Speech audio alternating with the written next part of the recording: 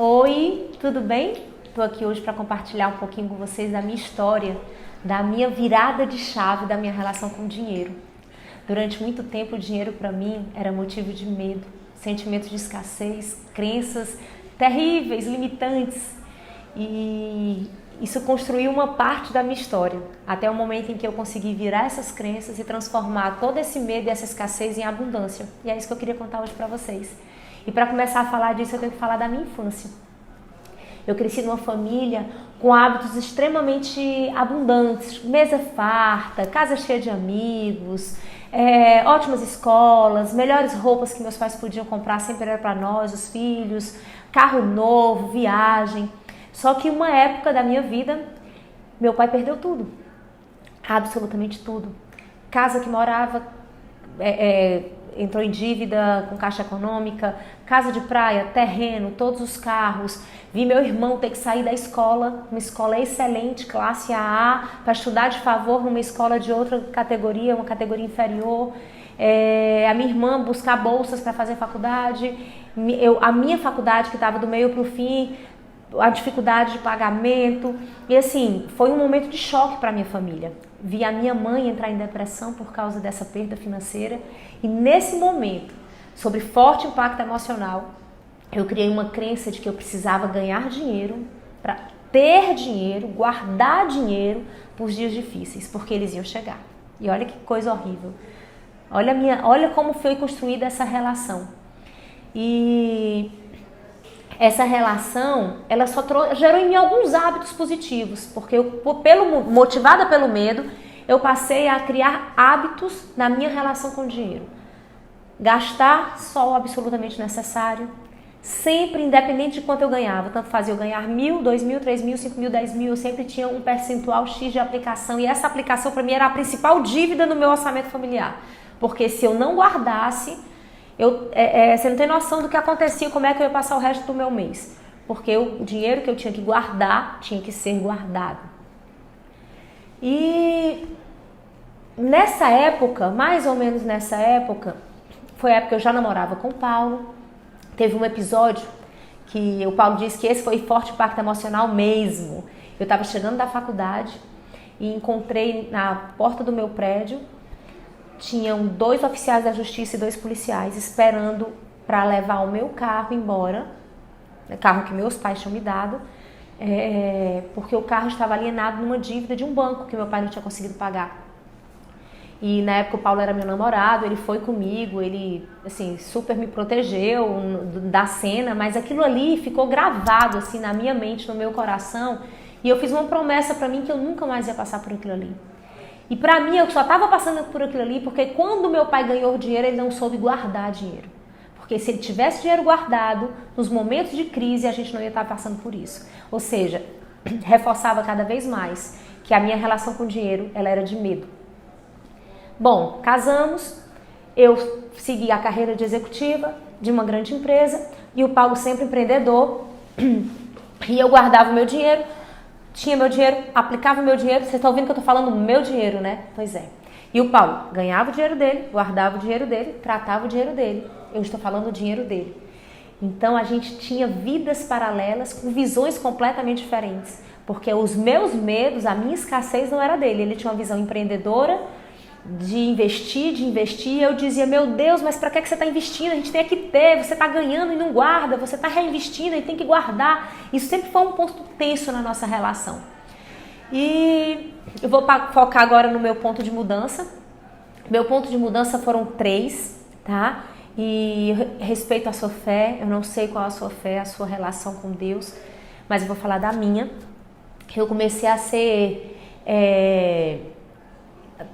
Trazer luz ao meu entendimento sobre 3 aspectos. O primeiro, a importância de uma só carne no casamento. E uma só carne fala de acordo, fala de uma visão alinhada de futuro, fala de olhar juntos na mesma direção. E uma dessas direções também é a vida financeira. Os 2 estarem 100% alinhados na vida financeira. A segundo ponto, fala do dízimo, a importância de 10% do que você ganha ser aplicado na casa do Senhor, para a obra do Senhor. E o terceiro, os convites insistentes que o Paulo me fazia e que outras pessoas dos clientes diziam e pessoas que iam me confrontar dizendo até quando você vai trabalhar para os outros e não vai trabalhar da sua empresa, não vai cuidar do que é seu, não vai ajudar o Paulo nessa missão. Isso para mim, vocês têm noção do que significava nessa minha crença de escassez e de medo?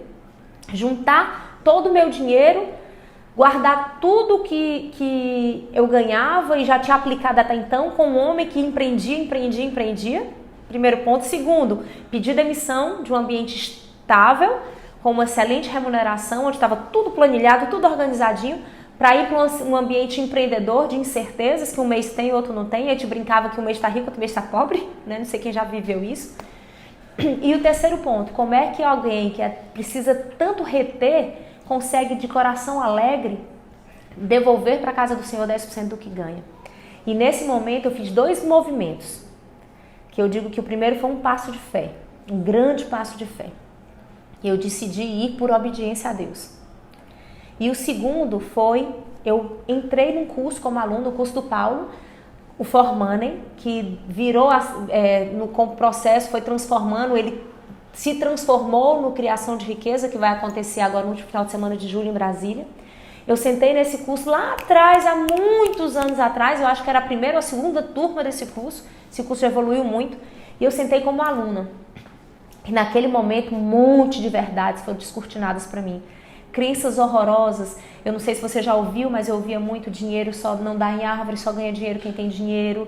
Essas coisas que a gente escuta aí, né? Quem rico no reino, não entra no reino dos céus, dinheiro é sujo. Enfim, um monte de coisas mentirosas, tá? Que tiram o foco da relação saudável com o dinheiro. E aí, nesse momento, fichas caíram. Lembre que eu já tinha tomado a decisão da obediência, né? Então, já tinha juntado as contas, já tinha dado esse passo de fé, tinha pedido demissão, já estava trabalhando com o Paulo. Outro passo de fé grande pelo momento financeiro da empresa. E nesse momento, eu por várias vezes coloquei o joelho no chão e eu clamava ao Senhor que Ele transformasse o meu coração num coração doador, generoso. E nesse momento em que eu fechou com esse treinamento, onde com muita clareza eu enxerguei minhas crenças, e no processo o Paulo foi trabalhando essas crenças de forma que eu me vi, parecia um passe de mágica, gente. Ele disse que ele ganhou uma nova sócia, uma nova esposa. O ponto de desalinhamento que existia entre a gente em dinheiro passou a ser, eu acho que hoje no nosso casamento, se tem uma coisa em que há muitos anos a gente tem 100% de acordo, é em relação à vida financeira. Eu parei de ser a chata, que tudo que a nossa empresa, o Paulo, pensava em investir, pensava em aplicar, eu vinha com uma enxurrada assim, de água fria em cima, apresentando todas as possibilidades de problema e medo, sempre fundamentado pelo medo do perder. E hoje eu não sou mais essa pessoa e eu vi realmente o que é um céu aberto de abundância financeira. O dinheiro começou a vir de uma forma totalmente diferente, as aplicações, elas pareciam que multiplicavam. Nada alegra mais o meu coração do que preencher um cheque de dízimo e oferta. O que é que eu quero finalizar falando para você? Primeiro, reconhecer como é a verdadeira relação sua com o dinheiro, quais são as crenças que regem sua vida, por que tantas pessoas ganham muito dinheiro, chegam até aqui e quando estão bem aqui dão um jeito de perder tudo, ou de gastar tudo, ou de abrir mão de tudo. O que acontece? Acredite. As crenças mais enraizadas no seu coração estão te levando para esse estado, tá? Ou então aquelas que não conseguem nem ganhar. Precisa ser entendido o que é que está te prendendo. Segundo, busquem hábitos, existem estratégias, existem hábitos, controle, tenha uma planilha orçamentária, defina metas para cada despesa, respeite as metas estabelecidas. Meta é meta, meta não é para inglês ver, meta é para ser cumprida, doa quem doer. Quantas vezes fiz jantar, não tinha mais verba, eu tinha decidido que só ia gastar X de restaurante no mês. Tava no meio do mês, acabou essa conta, vamos jantar em casa, vamos inventar outra coisa. Faz você uma mesa diferente de jantar para o seu marido, entendeu? Então assim, respeita, a meta tem que ser cumprida. Se a gente pensar, a gente precisa de pouca coisa, gente. A gente compra porque a gente quer, não porque a gente precisa. Então existe um hábito, uma mudança de mentalidade que precisa ser feita para que você consiga ter uma relação saudável com o dinheiro. Segundo, tenha um balanço patrimonial, por mais que você não tenha dinheiro ainda, tenha um balanço patrimonial, enxergue o que você tem de liquidez, enxergue o que você tem de ativos, enxergue o quanto você deve desses ativos, enxergue quanto sobra do seu patrimônio e defina metas, nunca vire um ano sem definir metas. Nós fazemos nosso balanço patrimonial a cada 3 meses. Eu controlo nosso balanço, até hoje, mesmo com o tamanho que a empresa é hoje, eu sou quem cuida do orçamento familiar todos os meses, com metas todos os meses. Há muitos anos, eu e o Paulo aplicamos 50% e 60% que ganhamos todos os meses. Isso é meta e é inegociável. Não importa quanto a gente ganhar, vai ser aplicado 50% a 60%, porque é um acordo que existe entre nós. A gente nem conta com esse dinheiro, tá? E nunca desrespeita o dinheiro. Ele não é Deus. Ele tem que estar no lugar dele. Ele não pode gerar medo nem idolatria. Mas dinheiro não aguenta desaforo. Tá? Então, assim, são princípios básicos que geraram a nossa vida, que hoje nós podemos viver em paz. É uma área da nossa vida que nos dá paz. Principalmente porque nós podemos contribuir com a vida de outras pessoas. Hoje a gente paga 100% de recurso nosso, 100%, sem isenção de imposto de renda, sem dinheiro de patrocinador, sem pedir doação. Hoje a gente atende 1.877 pessoas no Instituto Paulo Vieira. Já estamos procurando terreno para construir um outro com a capacidade de 3.500. Não vamos fechar o primeiro, vamos ficar com os 2 atendimentos, porque a minha relação com o dinheiro mudou.